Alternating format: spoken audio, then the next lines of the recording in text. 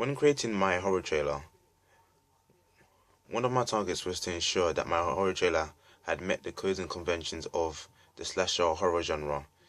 Therefore, in order to ensure that I was successful with this, I took many factors into account. The first factor that I took into account was the location of my trailer. For my location, I decided to use my local woods and my local estates, as these locations were excellent locations for a horror trailer, as they provided plenty of low-key lighting and which helps my trailer to achieve a dark and sinister atmosphere.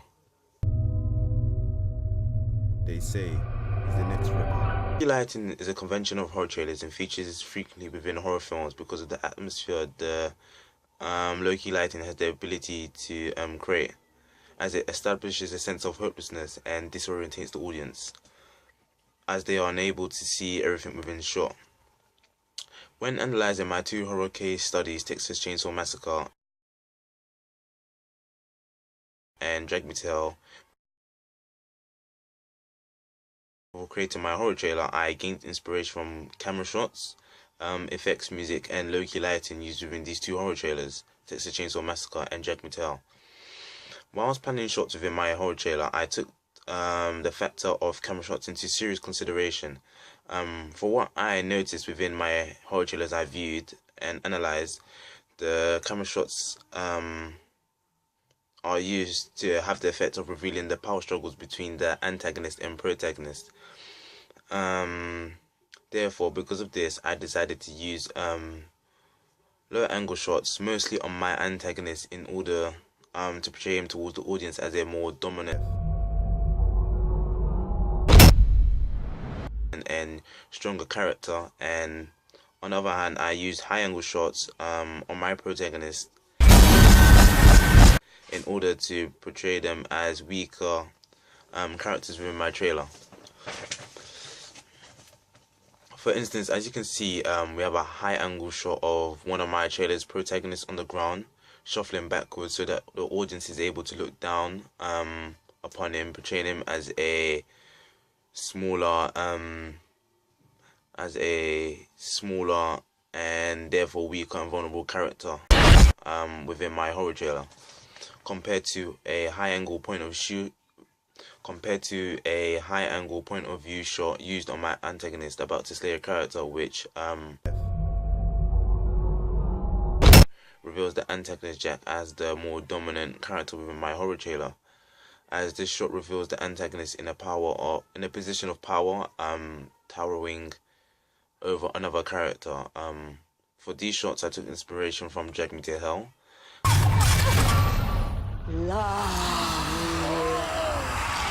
as high and low angle shots are used frequently to convey the dominance of the old lady and demon from the trailer over the lone officer.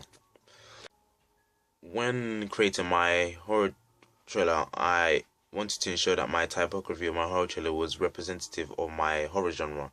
Therefore, for this, I took inspiration from Texas Chainsaw Massacre.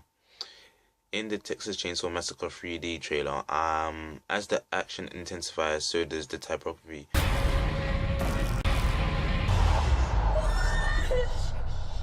Jumping out to surprise the audience, as you can see within these shots.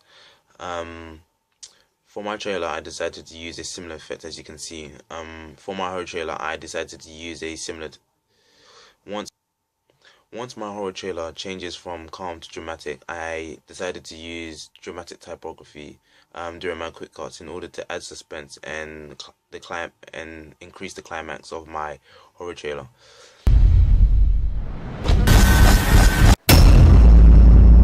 Music also played a vital role in my horror trailer. Therefore, I took inspiration from Texas Chainsaw Massacre. After thoroughly analyzing the music used in the trailer, I decided to separate my trailer's music into two sections. The first section of my trailer, I use The first music that I used within my first half of my trailer was an eerie and dark soundtrack, as the soundtrack synchronized well with the first scenes in my trailer. From the depths of hell itself. That was slow but sinister at the same time. Then in the second half of my trailer, I used fast-paced music as it synchronized perfectly with a series of quick cuts.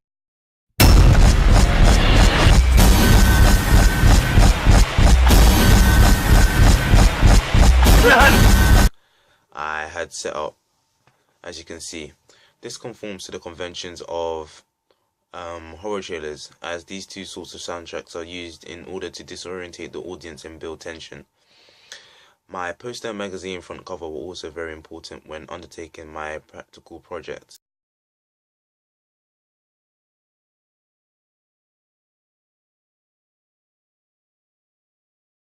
as I wanted them to conform to the conventions of the horror genre. Therefore, I looked at several horror posters and magazine front covers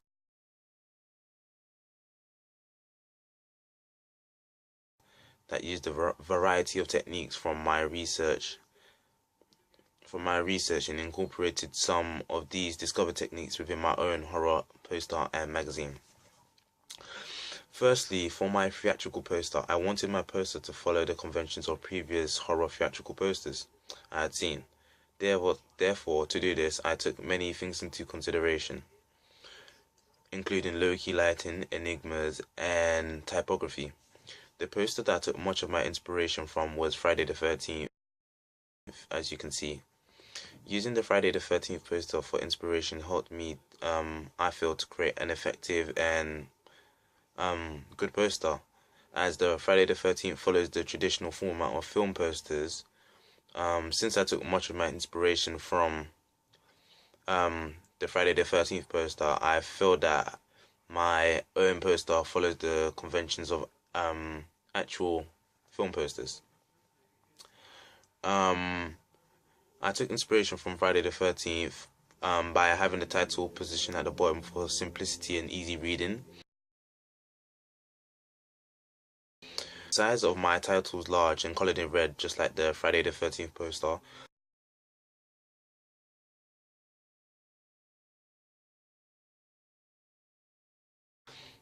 Just to ensure that my poster catches the audience's attention and to ensure that the film poster is also memorable.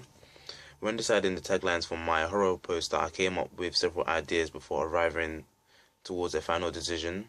I chose to use the tagline "Jack is back for more fun," which is a reference to the return of Jack the Ripper, but this time in the 21st century. This part of the tagline is also incorporated within my horror trailer, as two characters can be seen quoting this part of the tagline. Jack is back. I decided to add the more fun bit because more fun would suggest that my antagonist rips people for his own amusement, which would have the ability of sending chills down my audience's spine and increasing the fear factor of my horror poster. I wanted to ensure that my tagline conformed to the conventions of actual horror posters. Therefore, I placed the tagline also at the top of my poster, as frequently for horror posters such as Halloween 2. I took many aspects of my horror poster into consideration so that it would have the fullest appeal towards my target audience. I feel that my poster conforms to the conventions of a genuine horror poster because of, for example, the main image that I decided to use is of the antagonist, which is frequently used by actual horror posters. That I use low-key lighting is another reason why I feel my poster follows the conventions of genuine horror posters.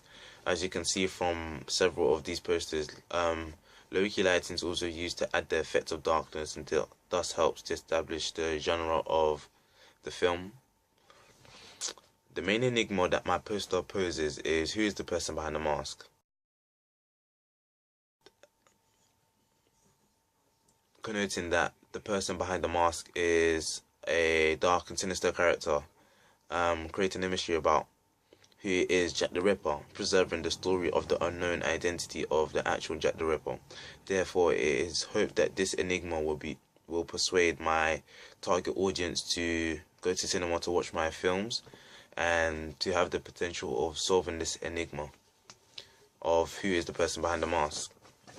Lastly, I used a close-up shot of one half of my antagonist mask in order to capture the blood splatter across the mask of my antagonist in order to indicate the sort of killer he is towards the audience. But I decided to create my own magazine name. After toying with different names, I came to the name Nightmare. I chose the name Nightmare because I wanted to indicate towards the audience that my magazine is... the horror content within my magazine is so good that it would give you nightmares, as I wanted my magazine front cover to conform to the conventions of actual magazine front covers, especially a horror magazine front cover. I took some techniques used from previously looked at magazine front covers and attempted to incorporate these techniques into my own front cover. I took inspiration from Sherlock Holmes magazine front cover and the Man of Steel magazine front cover. For my magazine front cover, I decided to use an image of my antagonist tilting his head with his knife in his right hand, which unfortunately cannot be seen. For the background, I decided to use a plain black background to ensure everything else on my magazine front cover would stand out off the page. Moreover, with my main image, I decided to adjust the brightness of the image so it was darker and therefore connoted towards the audience that my antagonist is full of darkness. As I mentioned before, I took inspiration from two Empire magazines when figuring out where to position my main image. I looked towards the Man of Steel magazine front cover and therefore decided to position my antagonist in the middle, therefore breaking the conventions of horror magazines, because the typical horror magazines has the main image on the right side, as I felt a more central position would be better in catching the main attention of my target audience. Moreover, I decided to follow the conventions of the Empire magazine logo by placing the cover lines so that they would fit around my main image, so it doesn't remove the main focus of my magazine front cover. My main image of my antagonist is looking towards directly at the camera through the lenses, eye contact with my target audience. I gained inspiration for this from the Scream magazine Halloween 2,